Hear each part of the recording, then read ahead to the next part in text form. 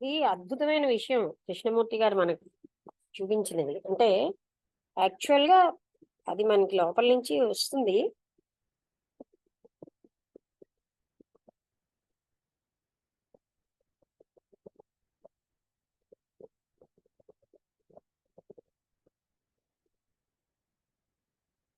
అనుపమ గారు మీకేం అర్థమైంది?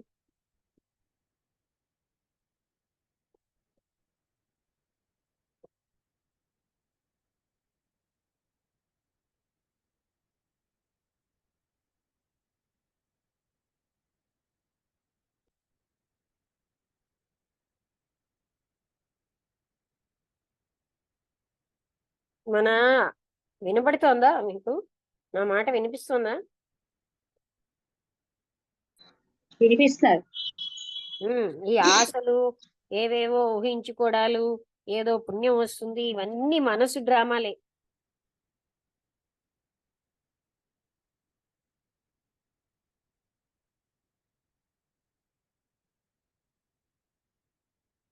ఆ పునర్జన్మ అనుకుంటూ కంటిన్యూటీకి మనం కోరుకుంటున్నాం. అవునండి.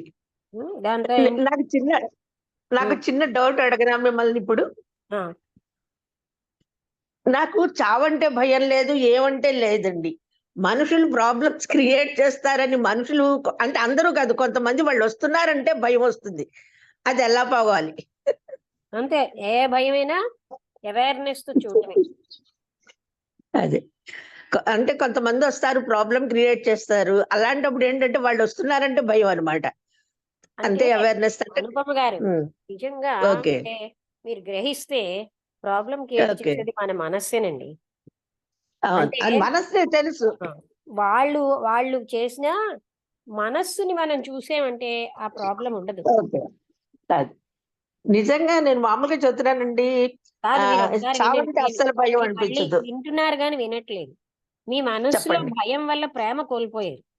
మీరు భయం అనే దాన్ని ఎప్పుడైతే వదిలేస్తారో మీ హృదయంలో ప్రేమ వస్తుంది. విన్నారా?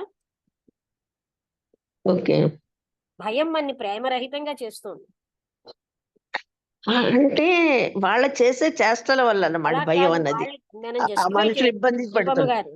మనం మనసుతో జస్టిఫై చేసుకుంటాం, I'm right, they are wrong అని. రైటే, వాళ్ళు చేసే దానికి మనం ఇక్కడ మనసు ఎఫెక్ట్ అవుతోంది అన్నది మీరు గమనించండి. ఆ అంతటిని జాగ్రత్తగా వినండి. అక్కడ జరుగుతున్న దాన్ని అంతటినీ మనం అబ్జర్వ్ చేసాం అనుకోండి, ముందు ఏర్పరచుకున్న అభిప్రాయాలతో కాకుండా మీకు కంపాషన్ వస్తుంది. అంటే ఈ భయాన్ని వదిలేసి దాన్ని జాగ్రత్తగా చూస్తే మనకి ఒక దయ వస్తుంది.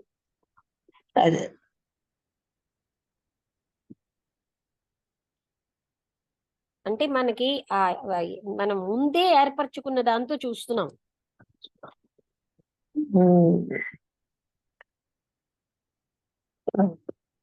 అంటే ముందని కాదు, అంటే మీ ఆలోచన గతంలో ఉన్న ఆలోచన అక్కడికి వచ్చి యాక్టివ్ అయిపోతుంది. గత మెమొరీ.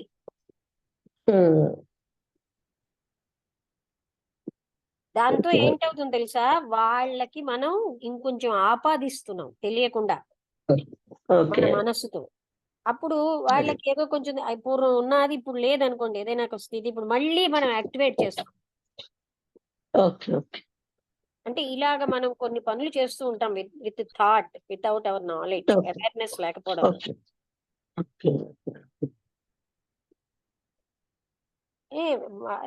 అందరూ అంటే మనము అలాంటి వాళ్ళమే. అయితే అవగాహన లేక అలా జరుగుతున్నాయి. మనం ఇంత చదివి మనకే అవగాహన లేదు. అదే ఐడియా లేని వాళ్ళు ఇంకెంతలా ఉంటారు. సో అజ్ఞానం అన్నది కామన్ గా ఉంది అని మనం టేక్ ఇట్ గ్రాంటెడ్ గానే తీసుకోవాలి. నాకు ఇవాళ జ్ఞానం వచ్చిందని అందరికీ వచ్చిదిగా.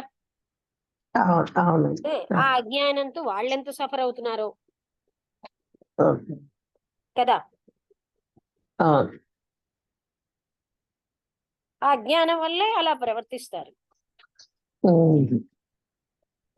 ఎందుకంటే కండిషనింగ్ స్ట్రాంగ్ గా ఉందనుకోండి, ఒకంతటి పోదది.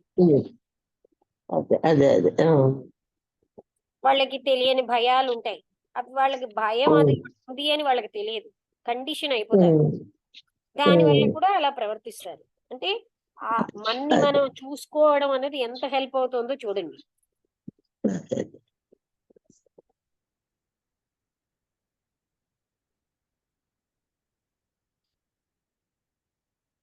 ఉమ్,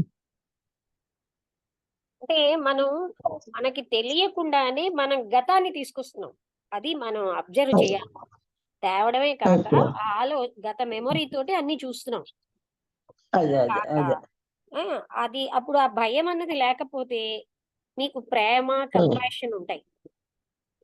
అదే. భయం ఏం చేస్తుంది? ప్రేమ రహితంగా చేసేస్తుంది. అదే. ఉమ్,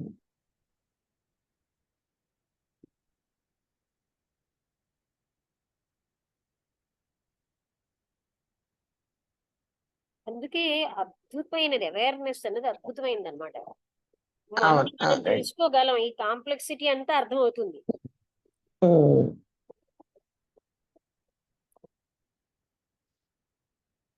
మనం మన జీవితంలో సమస్యలన్నీ అవేర్నెస్ వల్లే పోగొట్టుకోగలమండి. అవును అవునండి. తర్వాత అద్భుతంగా జీవించగలం. అవును అవును. అద్భుతంగా జీవించడానికి ఆస్తులు అక్కర్లేదు. అవును.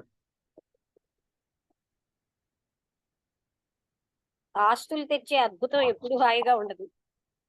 అవును అవునండి.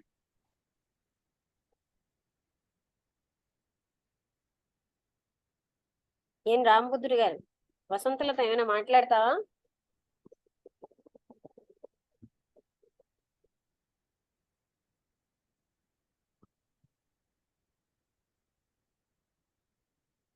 రామబుద్ధుడు గారు,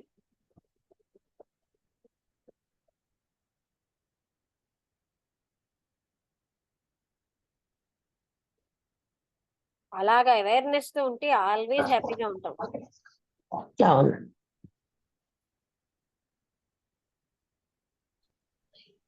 ఆ, నమస్తే మేడం. నమస్తే అదే అండి. మేడం, అంటే ఇంకా అదే అవేర్నెస్ అనేది రావాలి మేడం. దాని గురించి చేసుకోవాలి. ఏంటండి? అంటే అవేర్నెస్ మేడం, అంటే అదే ఎరుక. ఎరుక ఎరుక ఎరుకతోటి రావాలి ఇవన్నీ. ఆ ఎరుకను పెంచుకోవాలి. ఎరుకని తెలుసుకోక్కర్లే, ఎరుక ఉంటుంది. ఆ ఎరుకతో గమనిస్తూ ఉంటే అన్ని అర్థమవుతాయి. అవును.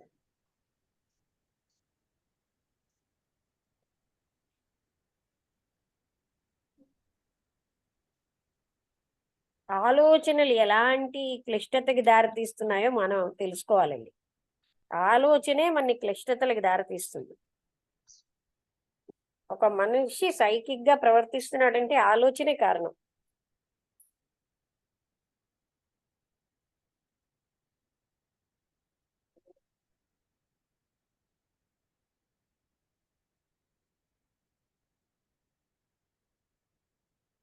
అనుపమ గారు, మీకు అర్థమైందా? తెలిసిందండి, అర్థం చేసుకున్నా. అంటే మనం ముందుగా ఊహించేసుకుంటాం చాలా. అంటే వాళ్ళంతా ఎప్పుడు ఇలాగే అవును కాదో. అదే కృష్ణమూర్తి గారు అంటారు, నేను ఒక వ్యక్తిని చూశాను నిన్న, ఆ వ్యక్తి టోటల్ గా మారిపోయి ఇవాళ వచ్చాడు, నేను గత జ్ఞాపకంతో చూస్తున్నాను. అవును అర్థమైందా? అవును అవును అవును.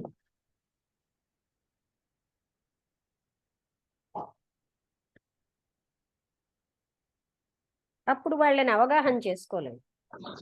అదే మనం వాళ్ళ స్థితిలో ఉంటే అని ఆలోచిస్తే మనకు అర్థం అయిపోతాయి చాలా విషయాలు. అదే అదే. అప్పుడు మనం డీప్ గా అవగాహన చేసుకోవడానికి ప్రయత్నిస్తాం. అవును. ఉమ్,